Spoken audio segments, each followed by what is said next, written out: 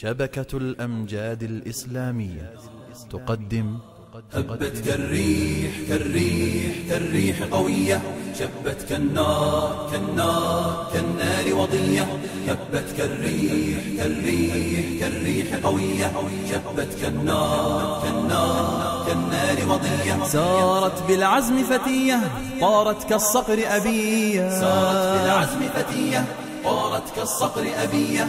أهلا أهلا قافلتي يا قافلة المهنية. هبت كالريح كالريح كالريح قوية، شبت كالنار كالنار كالنار وضية. هبت كالريح كالريح كالريح قوية، شبت كالنار كالنار كالنار وضية. سارت بالعزم فتية طارت كالصقر أبية، سارت بالعزم فتية طارت كالصقر أبية. أهلا أهلا قافلتي يا قافلة المهنية. هيا جيل المستقبل نسعى ونجد ونعمل، نرقى دوما للأفضل دون العليا لا نقبل. هيا جيل المستقبل نسعى ونجد ونعمل، نرقى دوما للأفضل دون العليا لا نقبل. أهلا أهلا قافلتي أهلا أهلا قافلتي أهلا أهلا قافلتي يا قافلة المهنية. كالريح قوية، شبت كالنار كالنار كالنار وضية. هبت كالريح كالريح كالريح قوية، شبت كالنار كالنار كالنار وضية. سارت بالعزم فتية طارت كالصقر أبية، سارت بالعزم فتية طارت كالصقر أبية. أهلا أهلا قافلتي يا قافلة المهنية. سيروا يا صحبي حتى نتعلم مهنا شتى، سيروا يا صحبي حتى نتعلم مهنا شتى. نتقن 5 أو 6 ونعول أخا أو أختا، نتقن 5 أو 6 ونعول أخا أو أختا. أهلا أهلا قافلتي أهلا أهلا قافلتي أهلا أهلا قافلتي. كالريح قوية، شبت كالنار كالنار كالنار وضية. هبت كالريح كالريح كالريح قوية، شبت كالنار كالنار كالنار وضية. نقشنامه بود نزد پروردگار الله مهربان. حتی بینین دین مرکزش خود عربستان گوییم، مکه های. ولی خداوند این اکرمکم عند الله اتقاکم، از همه مکرمترین شما به سوی من خدا گفت آن کسی که از من میترسد. نابسته وی ازبک وی تاجیک وی روس وی عرب وی کسی نباشه. شما دورای پیامبر را ببینید، محمد صلی الله علیه و سلم خود عرب بود، ولیکن بلال خود حبش بود، سلمان خود از فارس بود. ببینید شما برای در اسلام ملت شرط نه برادر عزیز، در اسلام خدا تأسیس شرط. فقط انسان اسلام داشته باشد که خدا قرآن ادخلوا فی سلم کافتن، خدا میگه در اسلام با پرگی درآیید، با پرگی در اسلام. وقتی میخوایی که همین عنوان مسلمانی را بر تو تیان، تو میخوایی که به نام مسلمانی افتخار کنی، خب تو باید در اسلام با پرگی درآیی. اگر هر چی گویند که همین امر خدا، تو باید به او تسلیم باشی. گویند این حرام خدا، تو از او باید گریزان باشی. انا اینجا می شود چی؟ انا این بندگی تو بندگی محکول، انا این بندگی تو بندگی بفریب. نه که هم مسلمان هم زنا، هم مسلمان هم عرق نوشی، هم زنا هم معرکه های توی و رقص و سرود و گویم دیگر فسق و فسق. این به این نمیشه برادر است، این مسلمانی نه. برای همین ما اگر خواهیم که در اصل همین محترم نزد خدا شویم، الله گفته است اتقاکم، از من بترسین، پرهیزکار باشین، در راه من باشین. قسم به نام خدا برادرای عزیز، کسی در راه خدا هست او بهترین آدم است. اون بهترین آدم اون نفری است که یگان کارش پیشش سیاه نیست، گره نیست، همه کارش کشاده، همه کارش اقبال، همه کارش خیر. کسی اگر در راه خدا باشد، یقینا باشد، این خیلی درویه و هیلگر و خواب موقع عوض میکردگی نباشد، یقینا مسلمان باشد.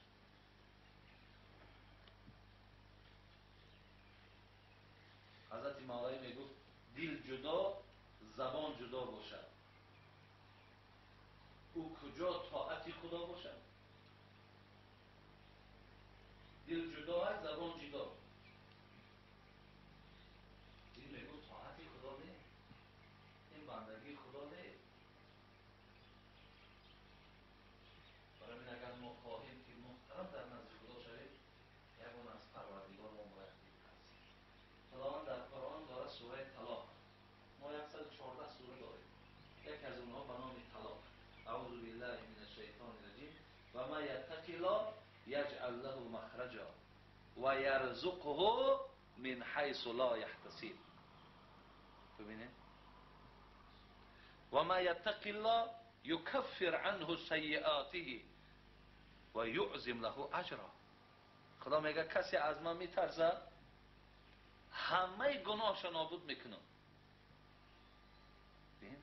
یکفر عنه سیئاته، در حیات خطا کردی، اشتباه کردی، غلط کردی، نادرست رفتی، خدا گفت ترسی من در قلبت پیدا شد، من نابود کردم خطاهای تو را. و یعظم له اجرا، اجرهای بزرگ بزرگ مثل کوه اجرت میتون، از من بترس. یا خداوند میگه و ما یتق الله یجعل له مخرجا، یجعل له مخرجا، اگر از من میترسی همه راههایی که بند بود بالای تو همشو میکشم. ببینید، یجعل له مخرجا و یرزقه من حیث لا یحتسب. خدا میگه از جای رزقت میتونم که در گمانت نیست. تو در فکر شکم بودی، تو در فکر پول بودی، تو در فکر مال بودی، از کجا پیدا کنم؟ از من بترس، پیدا کردنش حقی من خدا میگه. ببینید خدای مهربان در ترس خودش چه چیزهای را وسیله کرده. برای این خدا ترسی هم باید برادر عزیز باید معنی خچه داشته باشه.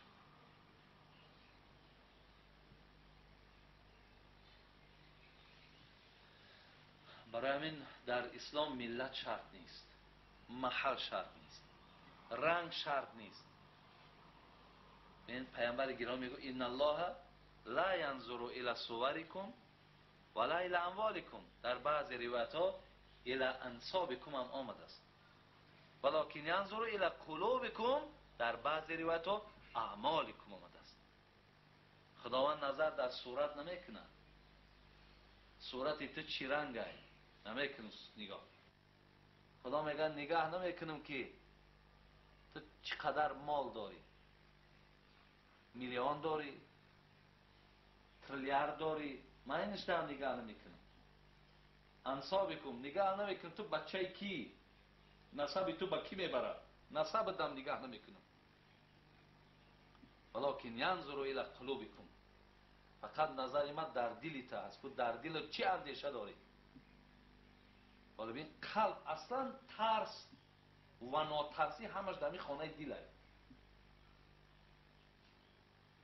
قرآن میگه سوره انفال آیت 2 اعوذ بالله من الشیطان الرجیم انما المؤمنون الذين اذا ذکر الله وجلت قلوبهم. ببینید میگه مؤمن کیست؟ خدا میگه مؤمن کیست؟ ولی همین نفری که سرش میچکه و مقصد نماز میخونه و یا اینکه میگه من مؤمنم، همین مؤمن. خدا میگه نه، اشاره داره، میگه نشانه داره. اذا ذکر الله وجلت قلوبهم، وقتی که نام من در کجای گرفته شود، وقتی گویند حکم خداست، وقتی گویند این معجزه الهی است، قرآن وقتی نشان دادن وجلت قلوبهم، در دلش ترس پیدا شود. این مؤمن گفتن خداوند، این ایمان آوردگی آدم. برای خداوند میگه من در دل نگاه میکنم. روز قیامت وقتی که بنده ها را در دوزخ میبردند، ویل لکل همزة لمزة الذی جمع ماله و عدده یحسب ان ماله اخلده کلا لینبذن فی الحطمة نار الله الموقده التي تطلع على الافئده. خدا میگه روز قیامت این مجرما را، این گناهکارها را، این ناسپاسها را، اینایی که از فرمان من سر کشیدن، اینا را من در ستونهای آتشین میمندم و آتش امر میکنم که عذابشان تیر. همین آتش میگه اولین ضربش در کجا میزند؟ علل افئده، در قلبش میزند. بین اولین عذاب خدا از قلب سر میشیده است، از دل. برای خداوند میگه من در دل نظر دارم. اگر از در دل این جمعیتی که نشستین ترس خدا باشه، خوش به حالت. لیکن اگر در دل شما ترس خدا نباشه، یا مثال گویین که خیلی همین حاجی میرزا هم ملای دیگر گفتن میگیرن، یا اینکه از اینجا بیرون شدین باز همون نافرمانی ها، همون ناسپاسی ها، همون عقلگرایی خودت، برادر عزیز، از خودت گله کن. از خودت گله کن.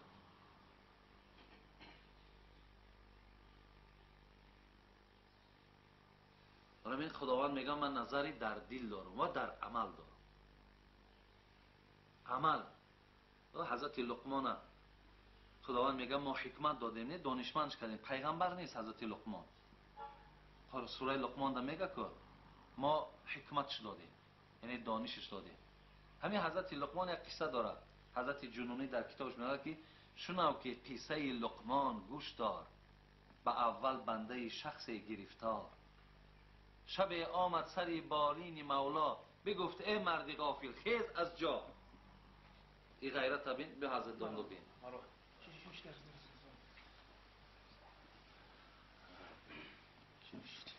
شفای دانلو استاد دانلو محمد لو استاد ما هم در نزد حضرت همین گفتگی.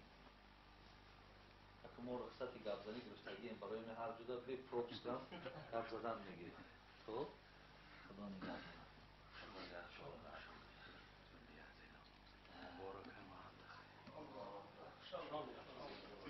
من همین چی را گویم بعدا وقتتون هست اخیان باید که نفسو بسینه چای نام بکشه و بعد دیگه کهی بس میکنه کتام و چای بخورید ایشم بان.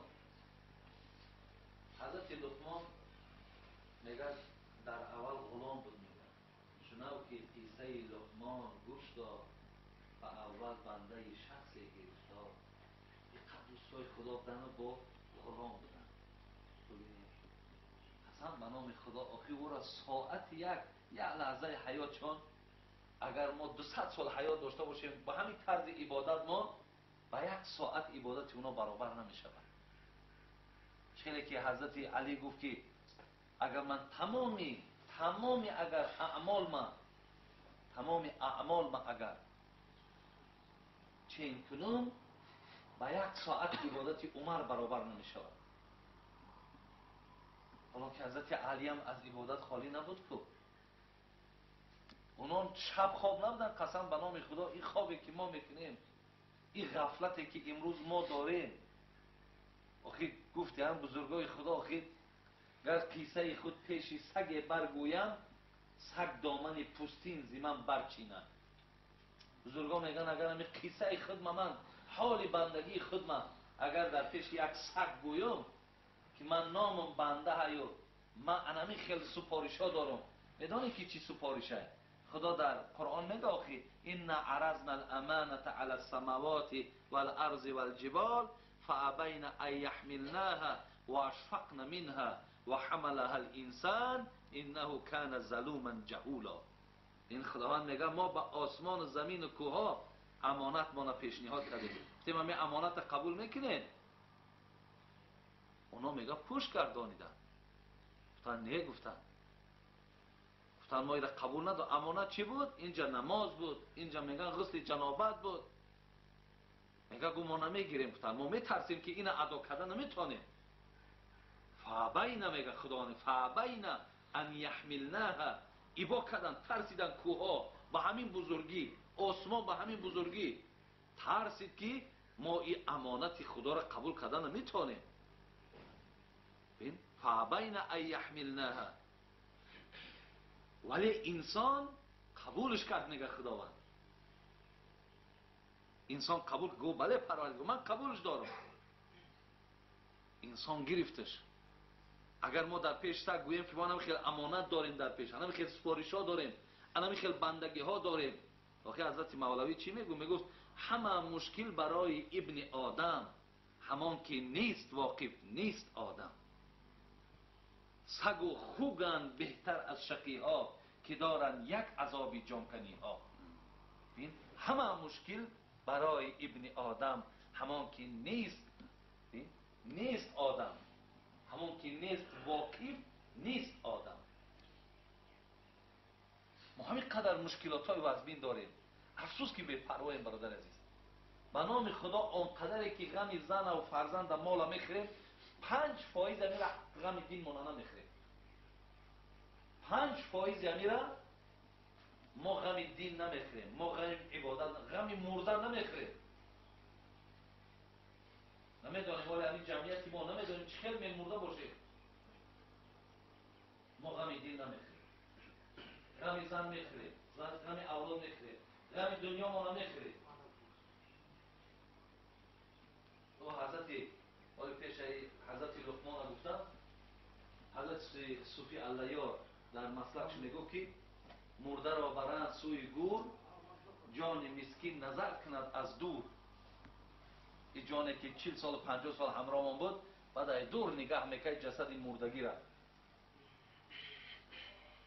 مرده را برند سوی گور، جان مسکین نظر کند از دور. می نگوید به نفس ای بدکش، هم به من ساختی و هم بر خویش. عاقبت حال این چونین بوده، چون نکردی عمل بفرموده. گفتند ای بدکش، ای بدفعل، تو میدانستی که عاقبت همین خانه گور میم.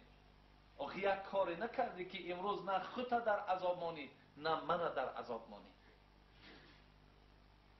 این که میخستی و میخفتی، زن و فرزند و مال میگفتی. بی وفا بوده است مال و جفت، نزد مولای خود چی خواهی گفت؟ فقط گپت همین بود، زن مال فرزند، زن مال فرزند. الان نزد مولا چی میگویی؟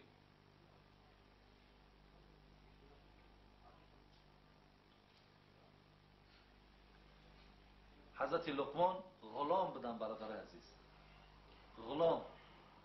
با همین غلامیشان با عبادت میکردن. امروز آزاد هم عبادت نداریم. این غلام تصور که وای خرید از لقمان، خریدگی پول قدی. او باید که در این خانه نفسی آزاد نداشته باشد. وای باید هم 24 ساعت خرباری باید کار کنه. وای برای همین خریدگی. یکی او در برابر همین غلامی با عبادت میکنه برادر عزیز. ولی امروز آزادی داریم در عبادت نمیکنیم. اجرا کردن در قوت داریم، توانایی داریم، شرایط داریم، اجرا نمیکنیم. برای چی؟ برای که از خدا نمیترسیم برادر عزیز. یگانه چیزی که ما را نمیگذارد که پایبند شویم همین است که از خدا نمیترسیم، از قبر نمیترسیم. روز قیامت در ذهن ما نیست که ما شرمنده میشیم. همینا که در قلبای ما که نیست، پس ماها از همین کارهای خدا و رسول دور.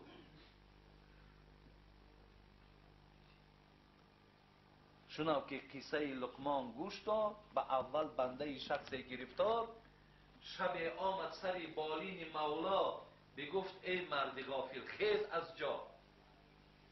با این جسوری را ببینید، آدمی غلام را ببینید، میاد به سری مولا خوجینش چی میگه؟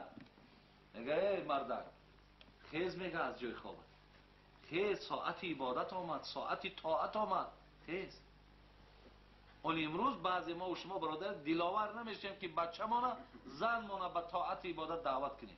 دلاور نمیشیم، میترسیم.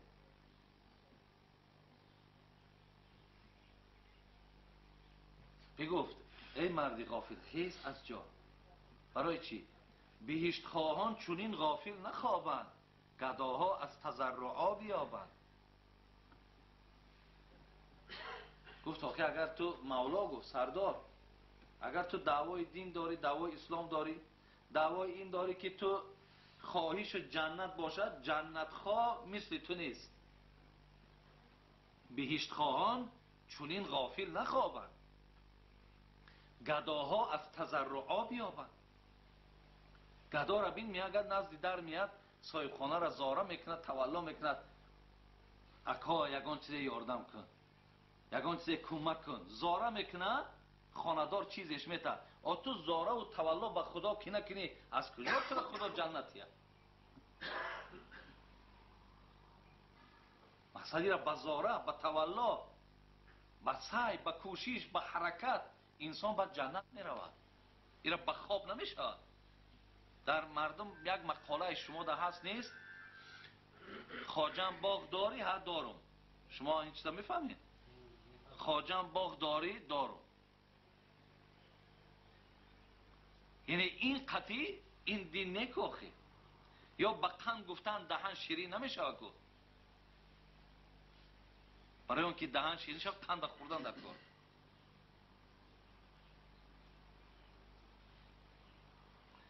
مولا که مولای مغرور بود، بسیاری مولا مغرورن کو.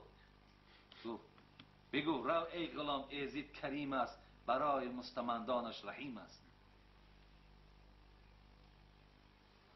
گفت برای گفت پق پق نکو. گفت چی میگوی؟ گفت تو خدا یک خدای کریم و رحیمه. گفت یک خدایی که لک بخشه، این بندش هم میبخشه. گفت برای گفت من همین خواب و همین حرکتی دارم، همین را دوام دادن میگیرم. تو در جواب گفت بگو رو ای غلام ایزید کریم است، برای مستمندانش رحیم است. یکی حضرت لقمان چی گفت؟ کریم است و ولی قهار هم هست. ای مولا گفت من قسم به خدا گو دلم به تو میسوزم. من نمیخوام که امروز من دستی تو نان خورم و تو پگاه دوزخ روی من جنت روم. همون خدایی که تو کریم و رحیمش میگوی کریم است و ولی قهار هم هست. کریم هم باشد ولی با صفت قهر کننده هم داره، قهار هم هست. ببینید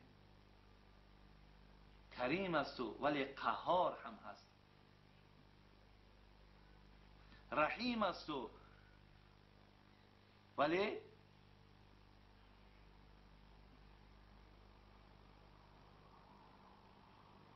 رحیم هم باشد، کریم باشد، قهر کننده هم هست. ولی رحیم هم که باشد غضب کننده هم هست. اینا حضرت لقمان چی وادار میکرد؟ ترس خدا.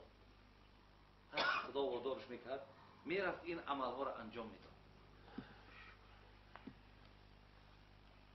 برای همین کوشش که این برادران عزیز که خداوند همیشه در قلب آدم نظر دارد، در خدا ترسیتون نظر دارد، در حرکتاتون نظر دارد. هیچ ساعتتون از یاد خدا غافل نماند. حضرت ابن سعید علی حمدانی میگفت دل که از نور معنی نیست روشن، مخوانش دل که او سنگ است و آهن. دل که از گرد غفلت رنگ دارد، از او نیز سنگ و آهن ننگ دارد. خدا همه شما را نگه هم دارد. خدای مناتون را کامل کند. خدای بابراجی را خدا پر فیض و برکات کند. خدا ما را توفیق هم گوش کردن و توفیق بعد گوش کردن عمل کردن نصیب کند.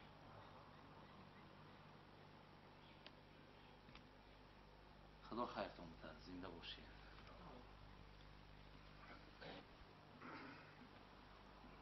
یگان چی پرسیدنی باشین اینا داملام هستن انشاءالله. یگان سوالاتون باشه پرسین. یه هم غنیمت اید ساعت هم برادر عزیز. ای خون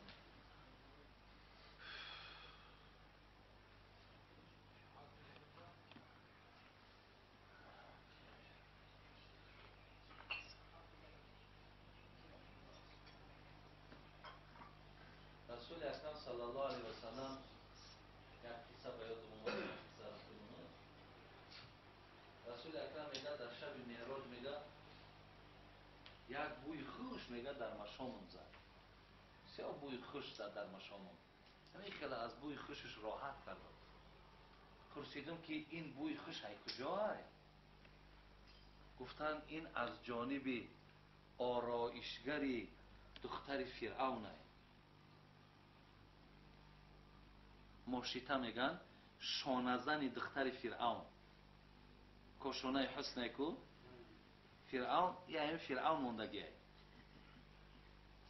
اما کشونه حسن داشته دختراشا همونجا خیلی بریدن کرسکه کردن.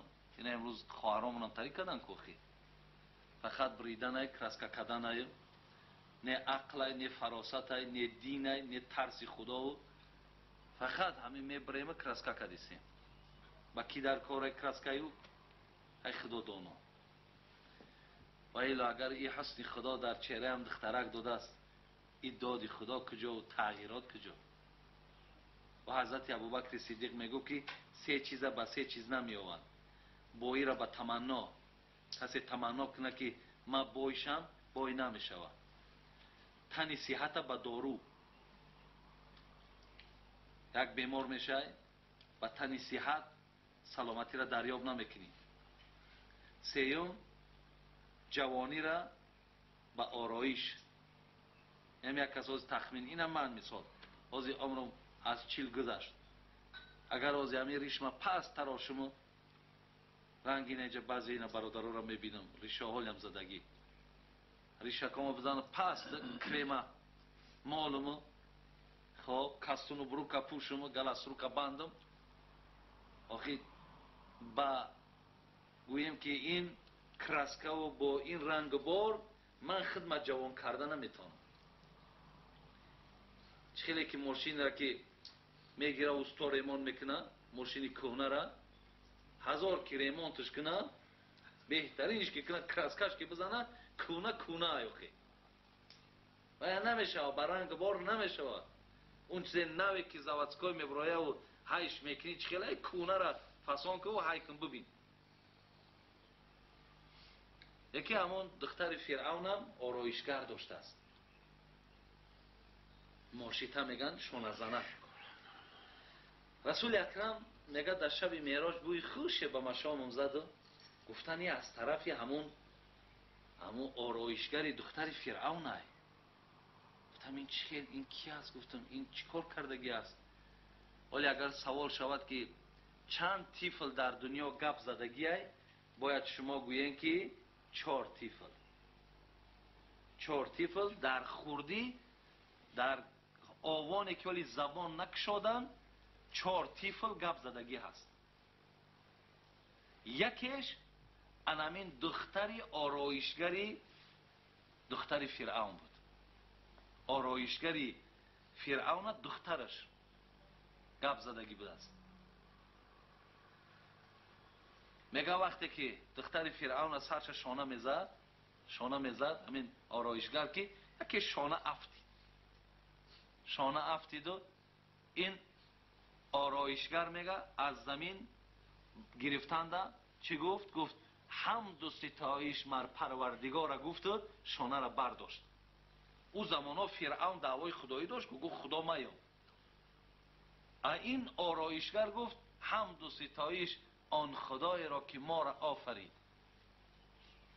بعد دختر فرعون گفت پدری مرا میگویی؟ پدری مرا هم میگویی ستایش میکنی؟ گفت نه. گفت آن خدای را که زمین و آسمان در اختیار اوست و خدای پدر تو خدای پدر من است و خدای من است. گفت اگر تو این خیلی قول داشته باشی من پدر ما خبر میتونم. گفت میلش خبرته. گفت مثل امروزه خیلی از ترس فراش نگرفت.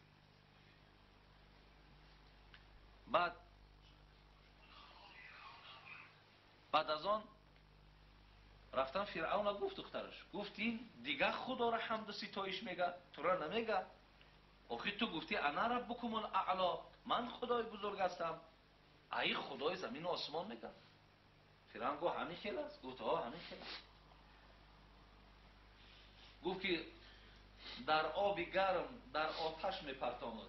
گفت میلش، من از این قول نمیگردم. بعدا میگه دیگ تیار کرد که مثل اسب بود میگه. بعد در همون دیگ میگه آوردن ها که در همون دیگ میپرتایش. گفت که پیش از آنی که مرا در دیگ میپرتایی یک خواهش دارم. چه خواهش داری؟ گفت همین فرزنده و همش یک جای همراه من پرتاب. گفت میلش گفت از ما اجرا کردن.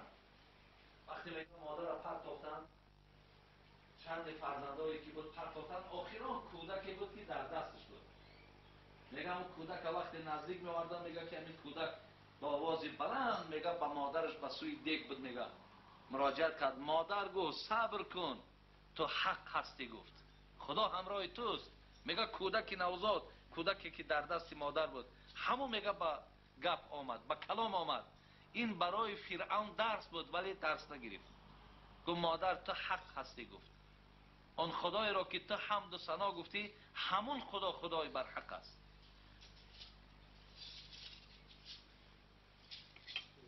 دیگر میگه کودکی که گپ زدگی بود، این حضرت عیسی بود، فرزند مریم. این قصه مشهور قرآن میگه که در خوردی.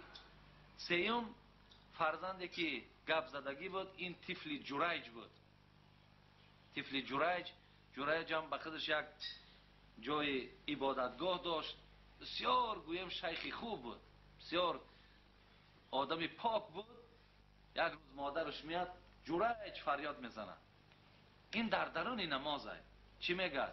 یا ربی امی و صلاتی، خدایا مادر من لبی بگوم یا نماز دوام تیم.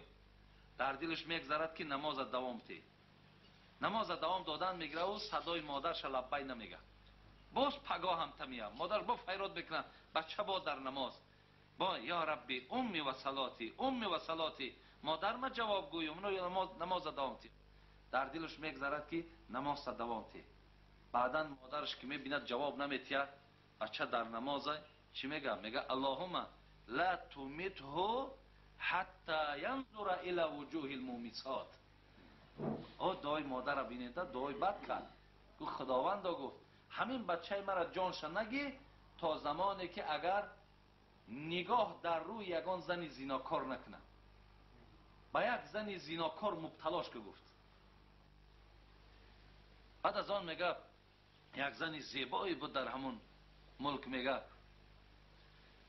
دعای مادر کارش کرد. میگه آمد و همون زن گفت که این شیخ گفت یگانه من میتونم که مقصد مبتلای زیناش کنم. رفت هر چی که نغمه ها کرد، شیخ تماما گویا که کسی را نمیبینه. بعد از آن میگه رفت به یک چوپان رسید و از همون چوپان میگه حامله دار شد.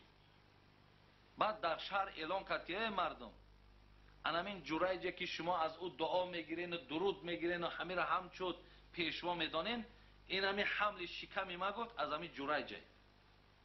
دیگه مردم ناپرسیده آمده جای عبادتگاهش ویران کردن، خودش شتکاری کردن. بعدا گفتن ای بنده خدا چی گپ است؟ گفتن زنا کردی. استغفر الله. گفت من زنا نکردم. گفتن این شکم، این فکت، این دلیل. گفتن همون زن بیارین پیش من. بعد آوردن. مردم بسیار جمع شدگی. میگه گفت کدام زن است؟ گفت این. گفت خیلی شکم دم کردگی در داخل فرزند. بعد میگه راست به راست ایستاد و گفت پروردگار را گفت من از این کار گفت دورم، من از این کار تماما درک ندارم. خدای مهربان تو را دعا میکنم که از خود همین فرزند در سخن درار که همین کار زشت در حق مادر همین کی کرده است. میگه از داخل شکم میگه کودک به صدای بلند میگه فریاد زد که ای مردم آگاه باشید که این جریج پاک است. من از جریج نیستم، من از فلانی چوپان هستم. در شکم مادر میگه این کرامات بود، این فضل بود، این پاکی و تازگی جریج بود. میگه همون کودک هم از اینجا چی گپ زد. سیم کودکش این بود. چهارم کودکش میگه یک حدیث دا میگذرد. میگه در پیش بری مادر بود. میگه بناگاه میگذشت که نگاه کرد که یک مردی همتری لباسای زیبا و بالای اسب سواره. این مادر خوشش آمد. گفت این مرده که خوب، این اسب بین، این شرایط بین. گفت پروردگارا، گفت همین فرزندکی که در دست دارم مثل همین بگردان. این فرزند میگه شیر میمکید، میگه دهنش از پشتم بیرون کرد، گفت خداوندا مرا مثل این اصلا نگردان. بعد از آن میگه مادر کمی قدم زد، میگه رفت اون طرف نگاه کرد که یک آدمی همیتا بیچاره را شتکاری دارن و میگن زنا کرده زنا کرده. مادر دلش سوخت، گفت خدای مهربان فرزندی مرا مثل همین نگردان. میگه فرزند باز پستان مادر را پرتافت و گفت خداوندا مرا مثل همین بگردان. بعد از آن میگه مادر پرسید، فرزند گفت آخی وای بهتر و خوبتر بود گفتی مثل وای نگردان، این قدر حال تباه دارد مثل این گردان. گفت اون کسی را که تو دعا کردی وای ظالم است، گفت او ستمگار بود، او خونخوار بود. من گفتم خدایا مرا مثل وای ظالم نکن. یکی این بنده را که امروز عذاب شکنجه میتن این گناه نداره، این زنا نکرده است، مگر زنا را در گردنش تهمت کردیستند. برای من گفتم خدایا مرا مثل همین بنده مظلوم بگردان. این 4 تا فرزندی هستند که در دنیا گپ زدن و شب معراج پیامبر گفت مرا بوی خوش رسید، گفتن اما بوی آرایشگر دختر فرعون است که کودک میده بزرگی خدا و ترس خدا را در بین مردم آشکار کرده بود. تو مرحمت کنین اکو بچه ها، مرحمت کنین، زنده باشین.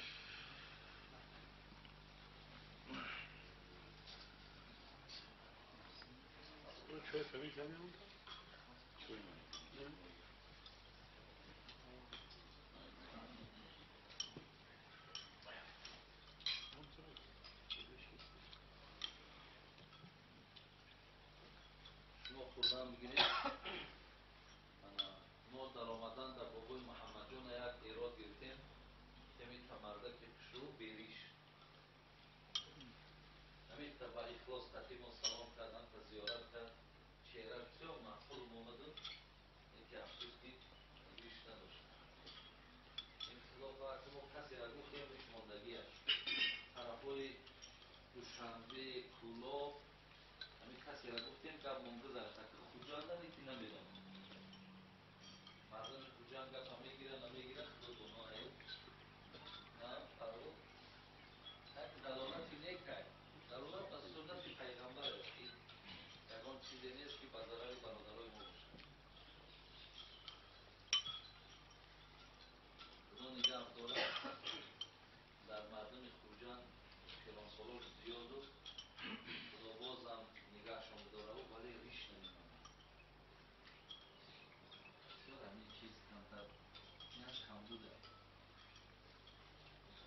سلام سالها هست 50 60 می‌بینید همه کمتر ریشه خوشگیری. یا ما فکر میکنم که یعنی اثر همو 70 ساله دولته هم پیشینه باشه، تحصیل هم دولای شوروی باشه. یعنی اون جو درباره دیش اهمیت چه ماهیت چه ثواب چه نمیدونند.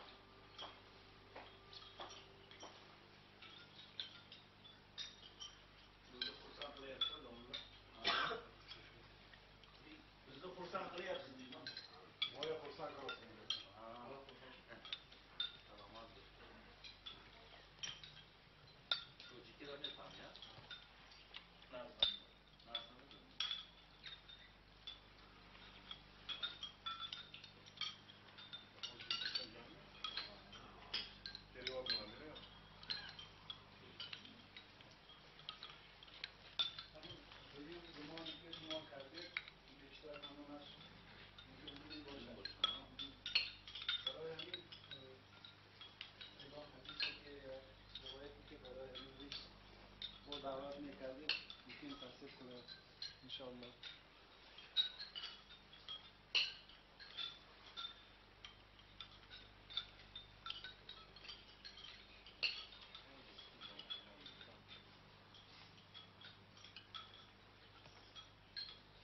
پیامبر گرامی میگه تابوت دیدن خودش عبرت است. بازم پس همین بانگ همین برادر بابای یک تابوت گذرانند برای همین خانواده و برای کلی بیننده خودش عبرت است. برای آدم بیریش همین ریش در معنای ما دیدن خودش عبرت است. همین یگان چیزی هست که موندیمش. اگر این ما همین روز بیخ بگیرم من بود خشرویم. سفیدی خشرویم نه که خیلی کنه میرم میمونیم با به خاطر سنت، به خاطر که ما را چهره پیامبر ما ریش داشت. پیامبر میگه من احب سنتی فقط احبنی و من احبنی کان معی فی الجنه. ببینین کسی سنت مرا دوست می‌دارد مرا دوست می‌دارد. پیامبر کسی مرا دوست داشت همراه من در جنت است. کی دوست نمی‌دارد که همراه محمد در جنت باشد؟ نیست این خیلی نفر. همه می‌خواهد که همراه محمد باشد.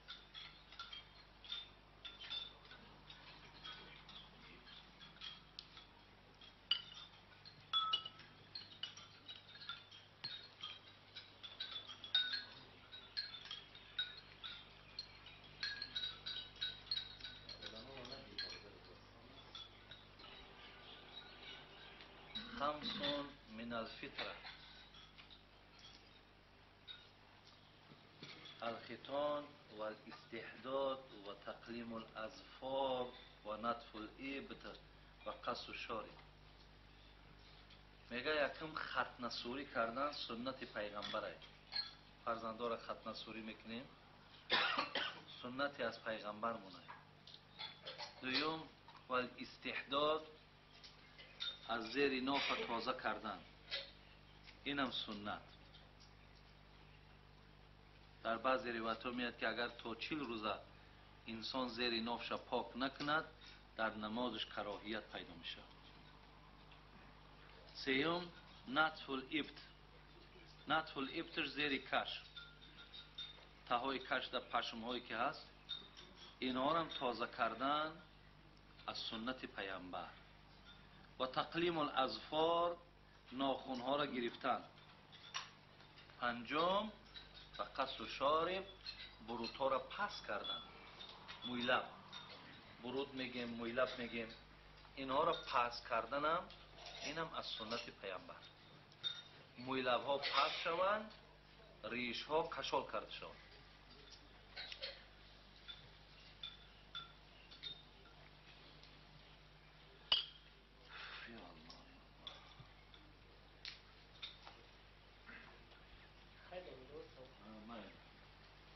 یک کس اشور میدادگیده اشور میدادگی یک تن دام گرفتگی همون یک کمبغل است که یگان چی نداره همون دانه فروخته یگان گو خریده تیاد میشود یا همون دانه بزنده کنه. مثلا همون گو خریده تیاد ممکن باید استفاده برده سال رودگارش را میره. بسم الله الرحمن الرحیم. در مسئله اشور و در مسئله زکات اگر خودی همو اشور هم کنه قیمتی را ادا کنه میشه. مثلا 1 تن گندم حاصل گرفته است، از 1 تن گندم 100 کیلو گندم باید اشور بروره. همو 100 کیلو را خواه گندم بتیه میشه خواه پولی رو بتیه میشه. یا مثلا 1 تن گندم هم میفروشه و 100 کیلوش پولش برآورده در فقیر بتیه میشه. بله میشه. اگه مثلا از 1 تن چند تن باشه ممکن 1 تن دا گاو نمیشه. اگر به شرطی که زیاد باشه که قیمتی همو و مقداری یک گاو شوا گرفته تا البته افضل و بهتر. و دیگر که اشر زکات در مصارفش اگر چندی که در کتاب و ذکر شده است لیکن اگر از آدم های نزدیک خودتون باشه افضل و بهتر همو. فقط زکات جایز نیست دادن، درست نیست در پدر، مادر، زن، فرزند. هر چقدر که مثلا پدر بالا بره، پدر و بابی چندی بره، از قسم مادرم چند قدری که مادر و ماما کلان چندی بره، از فرزندم اینا درست نیست. اینه ولاد و زوجیت در پدر و مادرم درست نیست، در فرزندم هم درست نیست، در زنم درست نیست. اگر زن صاحب مال باشد زکات برو، اگر در شوهرش درست نیست. لیکن در اکا، دادر، اپا، امک، توا در یا دیگه در کلی همش درست است. اگر به شرطی که همو فقیر از همین اولاد خودش باشه افضل و بهتر همین هم سیله رحم به جا می آید هم ادای زکات بشه یا ادای عشر بشه. یعنی قیمتی همو رو اگر بته درست بشه.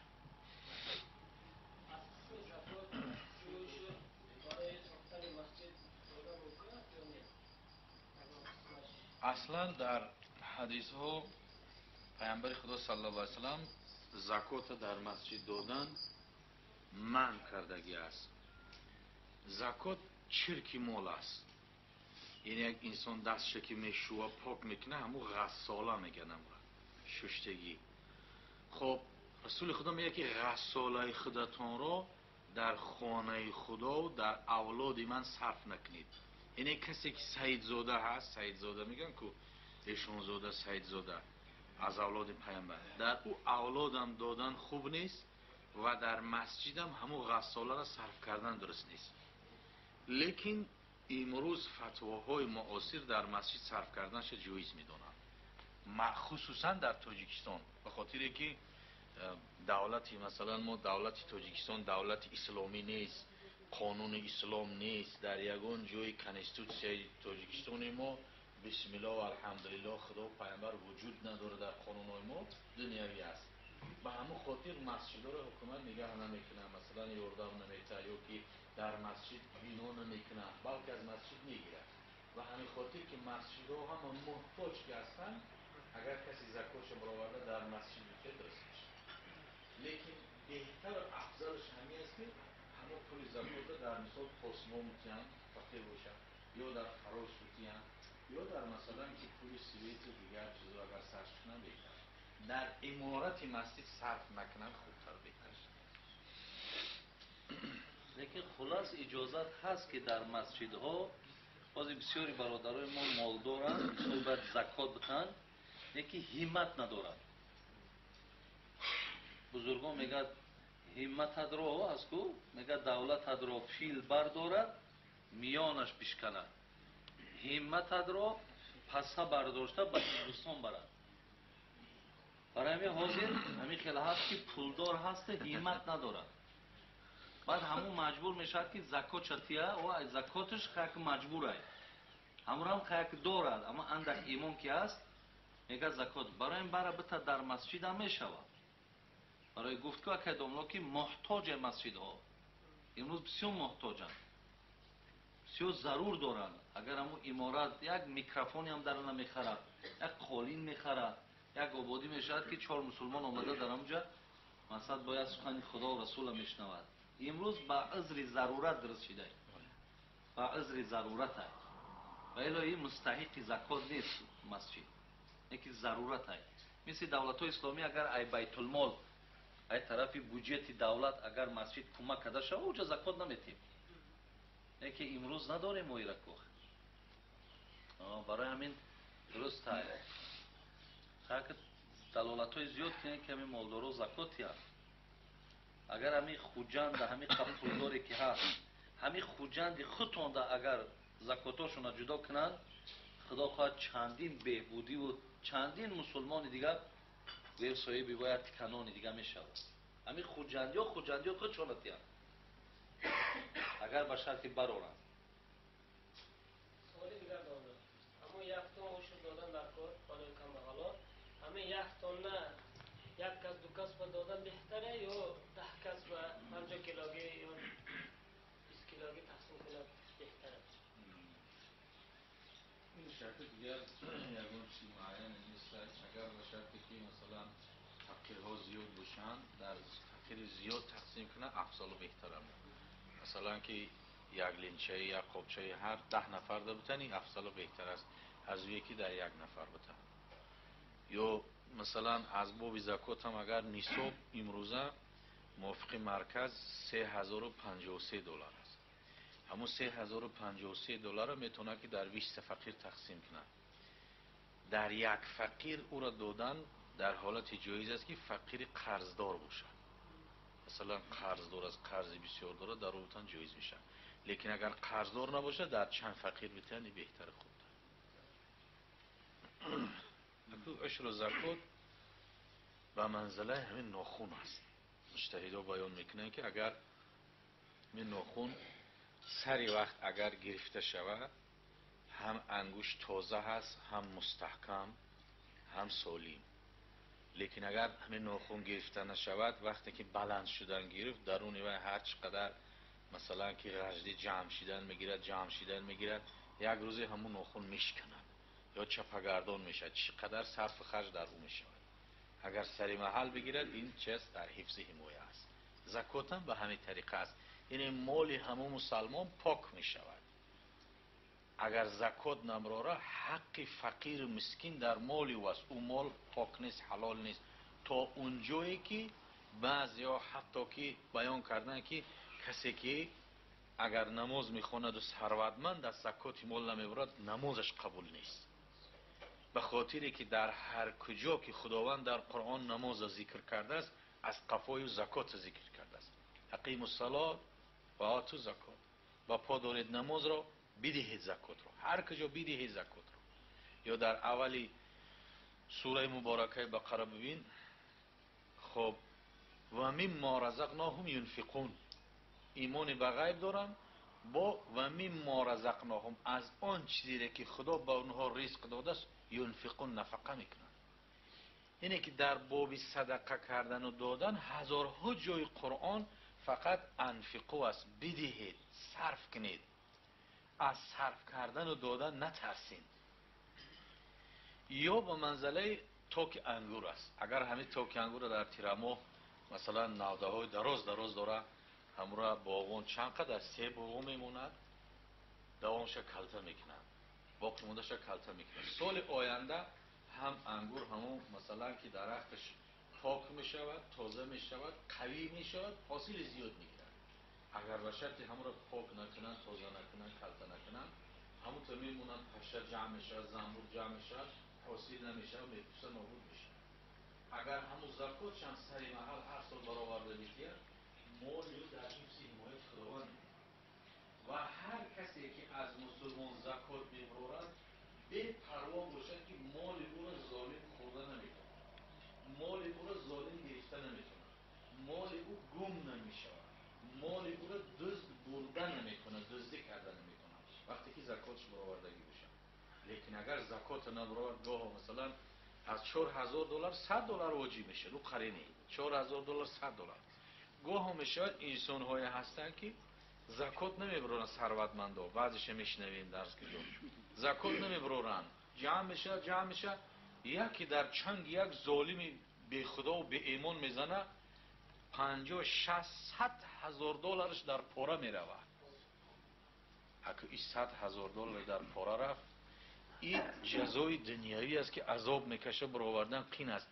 در قیامت هر یک تیور تنگه به تنگه در نزد خدا جواب میده که تو در حرام صرف کردی. برای همین عشر دادن، زکات دادن این البته که فرض است، باید که را رعایت داشته باشیم که وقتی که در بین ما مثلا که فقیر هست، مسکین هست، ثروتمند حق را برآورده با او عطا بکنه تا که اون هم البته که برابر شوند و خوشنود شوند. در همین جای قرآن دوملا گفتن که انفقو آمد، مراد از انفقو زکات است. نفقه کنی، مثلا پرداخت زکات کنی.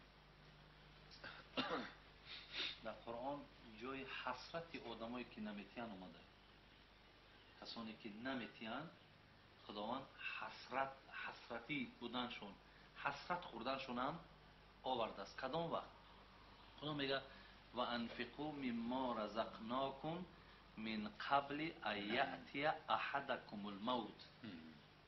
ببینید فیقول ربی لولا اخرتنی الى اجل قریب فاصدق و اکن من الصالحین ولا یؤخر الله نفسا اذا جاء اجلها والله خبیر بما تعملون. خدا میگه کسایی که زکات ندادن، بعد زمانی میشود میگه که زمانی گرفتن جانشون میشود، تا حال جانشون نبرآمده است. ما وقتی که جان از بدنش کشیدن میگیریم، فیقول، بعد میگه ربی لولا اخرتنی الى اجل قریب فاصدق و اکن من الصالحین.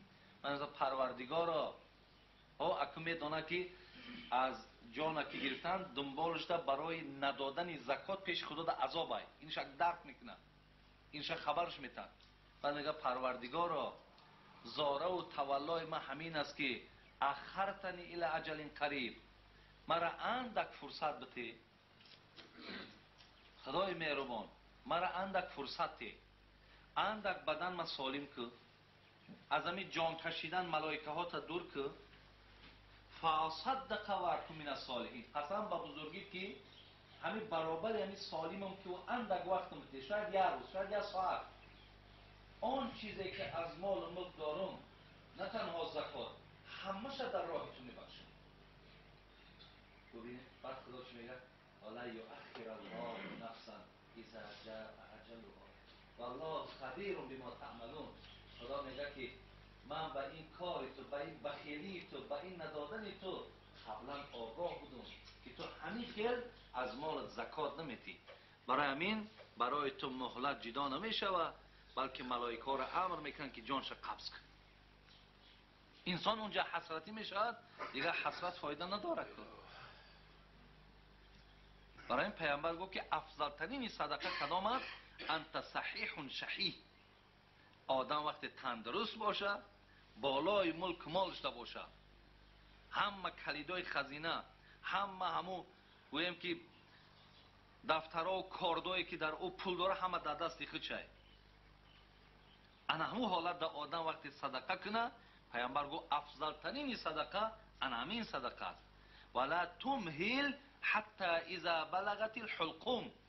پیامبر گفت که نه ایستین گفت که تا وقتی که جان در حلقتان آمد. بعد از آن چی گوییم؟ الا بعد لفلانین کذا و لفلانین کذا. بعد وقتی که جان که آمدن گرفت درک گفت که میمرم، بعد فریاد کنی بچه‌م اینشا فلانی را ته، اینشا فلانی را ته. پیامبر گفت که الا و قد کان لفلانین. دیگه تو مراجعت هم نکو، این تو که مردی این مالت ای فلانی میشه و گفت دیگه مراجعت تو حاجت نیست. برای همین به دنیا توانی عقبا خری، بخر جان عزیز ورنه حسرت خوری.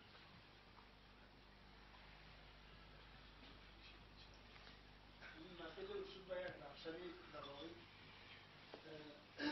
همین خیلی حالت ها نشستی مثال باید از دهخانه زراعت اشور بیته. کسانی هستن که مثال صاحب زمین نیستن و مثال زمینه میگیرن و فرمه صاحب زمین یک دیگر کس همه اجاره زمین میگیرن، بعد همون دهخانه را میکنن، بعد حاصلش میگیرن، از همون حاصل یک قسمه برای صاحب زمین چی حق میده. همین کسا اشور میده یا نه؟ نه برای واجب نیست. نه وقتی که زمین مثلا از من باشه و همه از من باشه، شما کارگر باشین و حاصل جمع کنین، بعد مثلا حاصل ما بگیرم یک قسمش شما رو بتون، شما دو واجب نیست. برام دامونلا همون شما در التماس که اولادهای پیغمبرای یک گفته میداده که حاضر باشن کدام دولت ها هستن.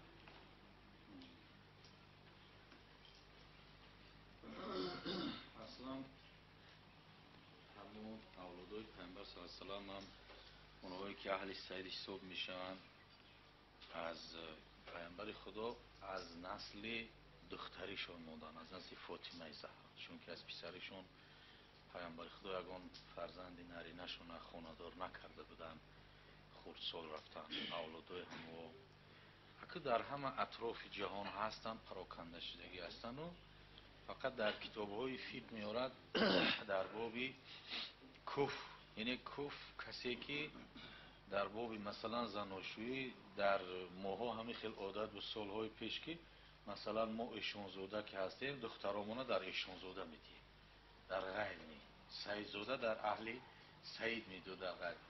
یا دلیل میکردن یک مسئله که والعرب و بعضهم کف لبعضین، عرب ها همش کف نیستن، عربی خریستیان هم هست، عربی کافر هم هست، عربی بیدین هم هست، همه عرب یک عرب نیست.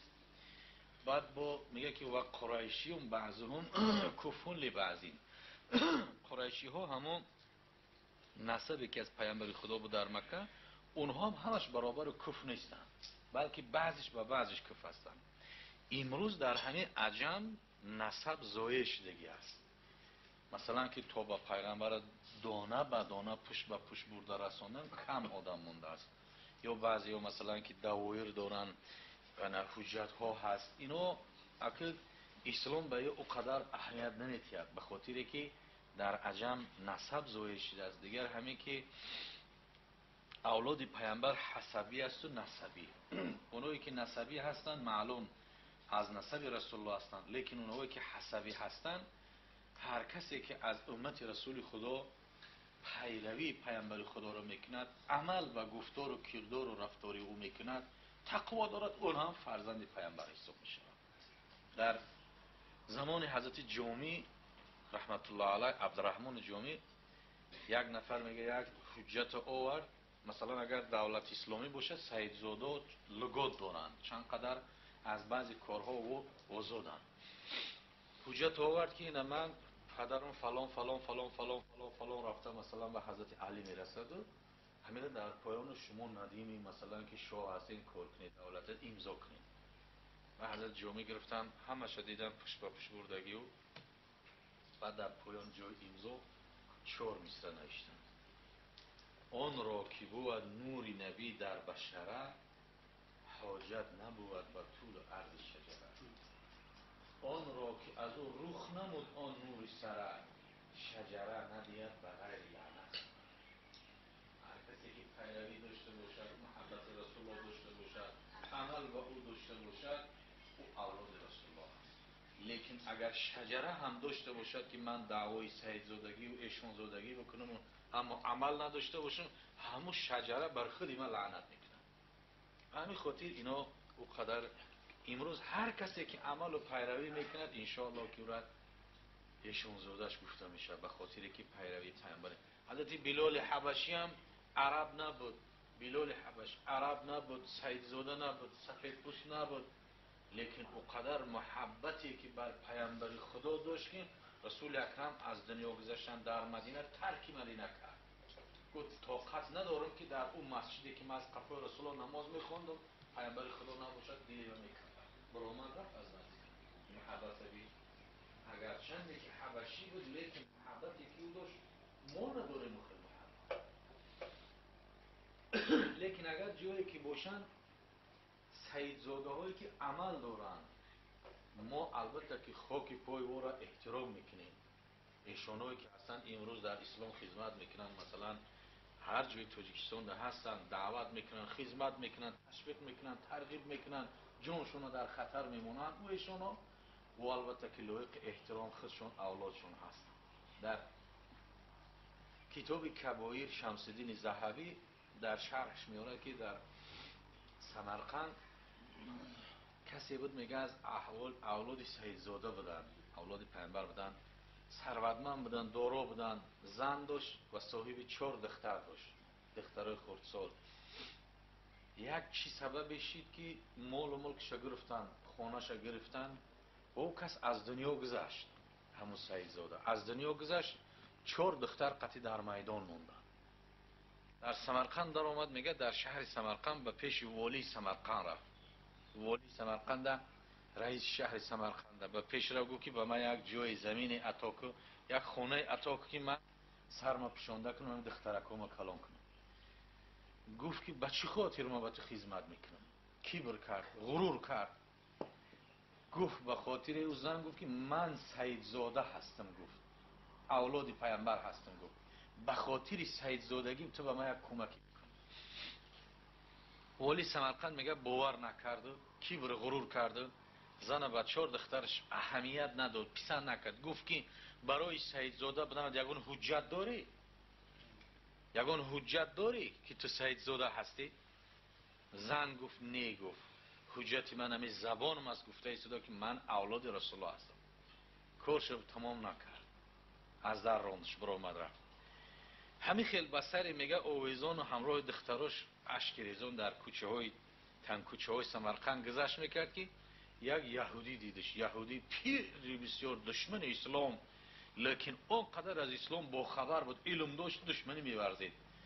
وقتی که او زن دید چهره خزان دخترکا رو همراهش دید، گفت که شما سائل است، طلبنده هستین؟ گفت که نه، خدا پناه بده، هیچ وقت اولاد پیامبر افتخار نمی شود.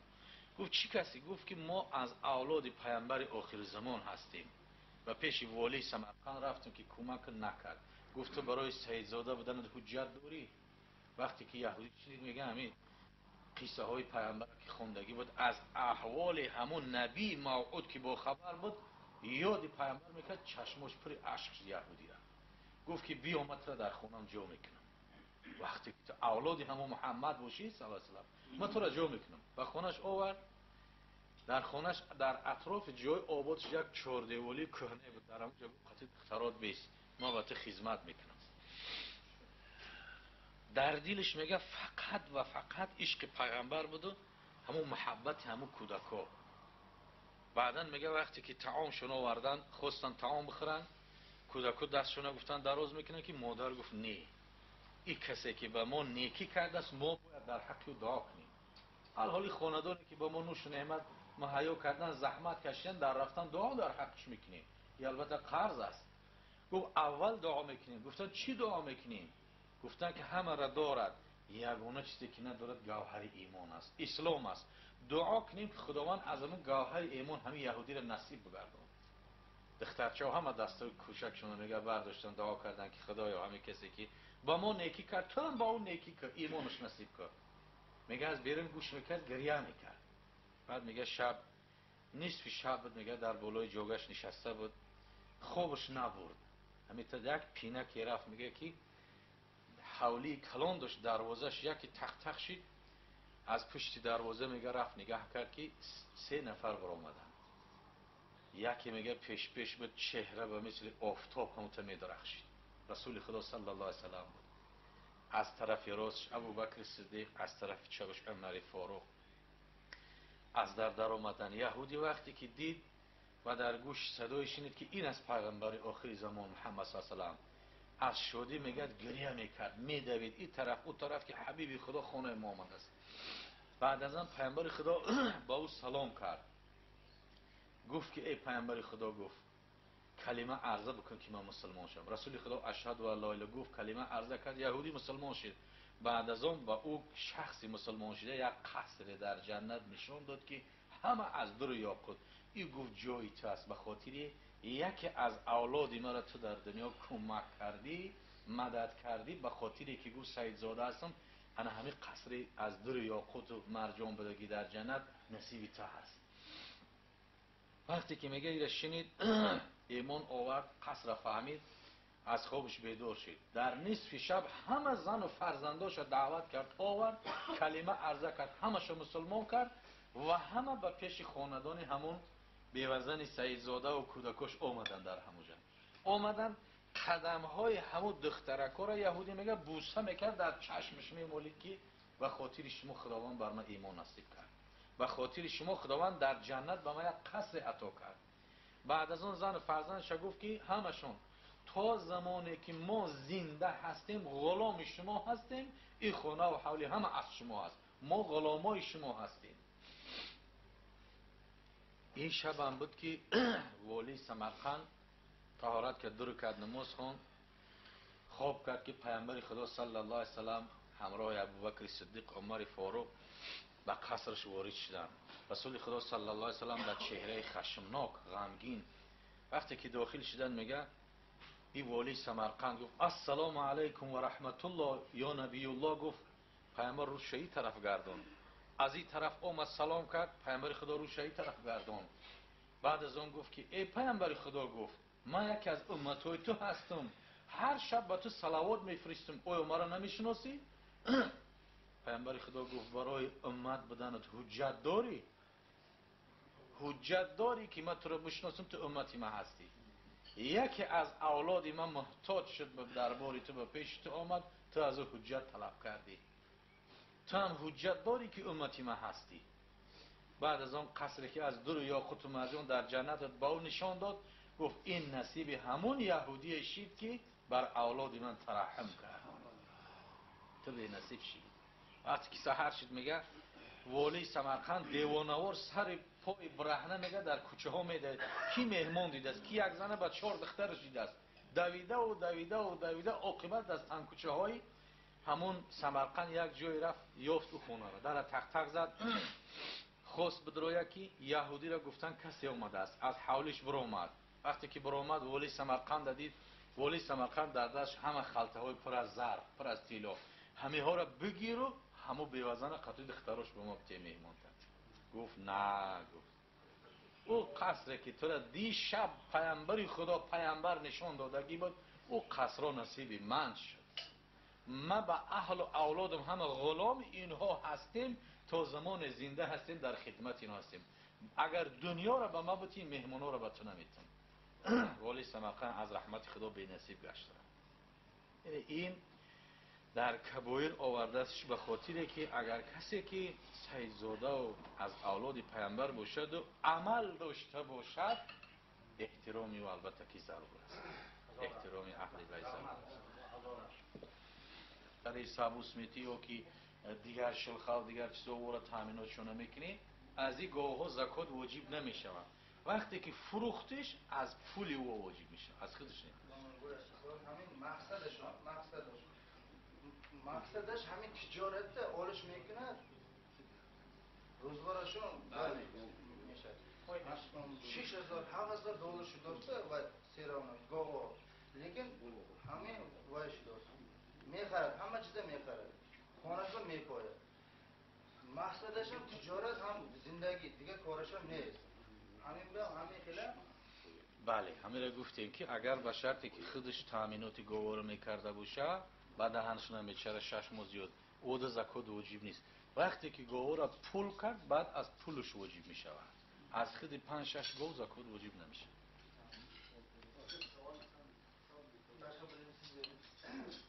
دولا همینجا سوال کمتر غلط شد. مقصد این که همین است که مثال باید 7-8 گاو همین گاو باقر رو برابر فروشی مگر یا پولی کلام میشه. همین مبلغ آیا نصاب زکات رو میدارد یا نه؟ همین پرسید میاد. مثال 3050 دلار مثال گوییم نصاب زکات است. یک آدم مثال دارد که 8 گاو در خانه‌اش، اون گاو مثال میپاید و فضی میشد میفروشد، آیا سوم همین گاوها نصاب زکات میدارد یا نه؟ نه، لازم همین مسئله را باز بیان کردیم که وقتی که گاو خودش هست از گاو زکات واجب نمیشه تو 30 نرسه. وقتی که گاو ها را فروخت بعد از پولی و زکات میبره، از پولی مثلا پولی نخته هسته از همون مثلا 3053 دلار 77 دلار میبره. لیکن در یک ساله که مثلا غیر گاو، مثلا گاو نصابش علاهیده است، گاو بزرگوسفند، یکی در صورتی که تاجر است مثلا مغازین داره، همه اشیاء روزگار هر چیزی که میفروشه یک سالش همش حساب میکند و از همون زکاتش میبره. خواه از همون اشیاء زکات بدید، خواه پولش بدید. مثلا که خب این فاتور میفروشه یا کرتا و مثلا که بروگ میفروشه، از همون زکات میتونه که 20 بروگ یا 20 کستونش برآورده در فقیرها بتید، با میتونه پولی وارد. یک سالش در این تجارت همش جمع کرده حساب میکنه میده، لیکن گاو اسمه حساب یا دیگر است. وقتی که میفروشد از همون سوم زکات میده. بله از پولش زکات واجب میشه. سونی با یک همین زکات ولی زکات کسی که خانه داشته است که همون خانه برای تجارت یا که برای همون پولش چی کردن خریده ماندگی زکات همین چی میشه؟ خب خانه مثال کلان سومش کلان یک 20,000 ممکن 50,000 دلار باشده، همون کلا زکات همون رو میده. زکات در صورتی که در غیر معامله میگه زکات واجب میشه به نیت تجارت. اگر به شرط به نیت سودا گرفته باشه یا آبادش کنه و قیمتر نیت فروختن داشته باشه او هم قیمتش حساب میکنه، زکاتش میبره. هر سال میداره یا وقتی فروش؟ هر سال زکات در یک سال یک بار واجب میشه.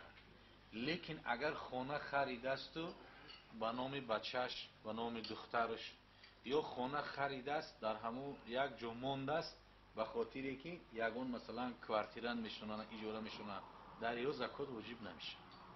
اگر نیت تجارت نباشه واجب نمیشه. لازم یک تسیانیت کنیم. زو 7 گواهی مننده تو خونه ما. بعضا بغیر 7000 دلار پول هم 7000 دلار پول. همین سه حالت به مثال 2000 دلار از 7000 دادم. تو خونم 7000 دلار میسته. هم تو خانم 2000 دلار میتیم یا خانم فروشم میتیم. چه نمیشه؟ نه خونه رو نفروخته میتیم این سوکا. بله 5000 دلار شد. این 7 گوام تون نفروشم پروش نمیتیم. اگر باشد خودم نگاه کنم نه 100 تا گوه هر یک 30 تا 40 تا دوده سیکو یک تا گوه میتی. نه اگر باید 6 ماه چهارد میتیم مثلا. نه چهارد خودم نگاه کنم آهم میتیم نمیتیم. نه 100 تا گوه نمیتیم. آها اینه جدا رفتم میگم. این استادام میگیره. اگر همین 100 تا گوه مثلا همه که ابرات به درونده برای 100 تا گوه استادوست مثلا پولش با فایده اون داشت. 100 تا گوه مثلا 20 فروختم جاشو با 20 خریدم. با فایده پول مون همون پول این پول بخوش کردم اینجا اینا همین نپستاز. همین گرانک ساز اینا که همین مسئله چیکار میشه؟ میگن 100 تا گوه دل خجیل. چیکار این پول 100 تا گوه من زکات نمیتیم. من اینش به گرانک ساز. 100 تا گوه استاد میگیره دامون. این خیلی است که مثال همه حساب کتاب قطعی است. به خاطری که 100 گوه در همه خودی خانه جو کردن، خوراندن، نگاه کردن خیلی مشکل است. اگه یکی 100 گاو مثلا در چراگاه میشره او رو نمیخره 5 تا صرف نمیکنه خودش چریده سه خودش گوساله کرده سه زیاد چیزی است. اگه یکی در مثلا 100 گاو در خانه باشه که $100,000 صرف میکنه در این مشقت است. با بالای این قدر مشقت با اگر با مشقت باشه در اسلام حرام است. مثلا همون گناهکار نمیکنه. همون دامون مسئله نماز جماعت باز آدم گفتن که یک سواتی گفتن مسئله بی نمازی و مسئله نمازخانه که بی جماعت نماز میکنن. من کمکت آشنا